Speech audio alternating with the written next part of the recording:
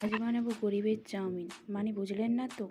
Chowmein কম, সবজি বেশি। গরিবের চাউমিন বানানোর জন্য প্রথমে চাউমিনের প্যাকেটগুলোকে কেটে নেব আর মশলার প্যাকেটগুলোকে তুলে রাখবো।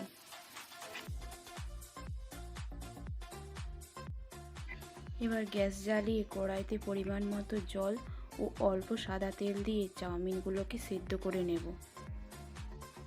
চাউমিনগুলো সিদ্ধ হয়ে গেছে।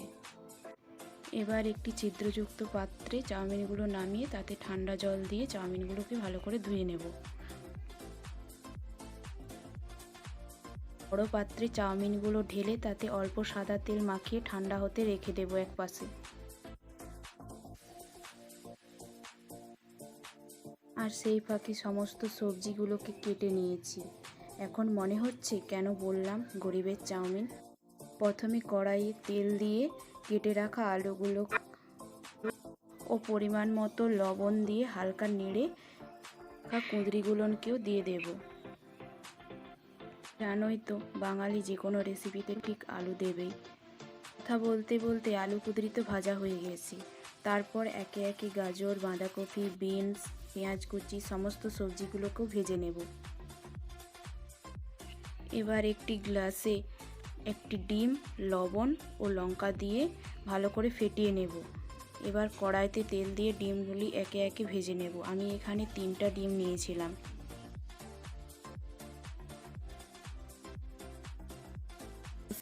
তারপর কড়াইতে তেল দিয়ে চাউমিনগুলো অল্প লবণ ও সয়া সস দিয়ে ভালো করে ভাজবো।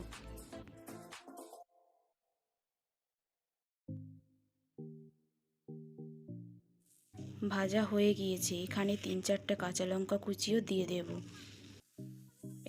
চাউমিন আর লঙ্কা তো ভাজা হয়ে গিয়েছে। এবার সবশেষে ভেজে রাখা সবজি ও ডিম ভাজা দিয়ে সমস্ত কিছু মিশিয়ে নেব। দেখলেন তো কিভাবে তৈরি হলো গরিবের চাউমিন। আর সবশেষে চাউমিনের যে প্যাকেটের ভিতরে মশলাগুলো ছিল সেগুলো মিশিয়ে তৈরি করে নিলাম গরিবের চাউমিন। এবার গরম গরম পরিবেশন করে ফেললাম শসা কুচি ও টমেটো সস দিয়ে। গরিবের চাউমিনের রেসিপিটি যদি আপনাদের ভালো লেগে থাকে প্লিজ কমেন্ট করে জানাবেন ও সাবস্ক্রাইব করে পাশে থাকবেন ও পাশে থাকা বেল আইকনটিও টিপতে ভুলো না যেন।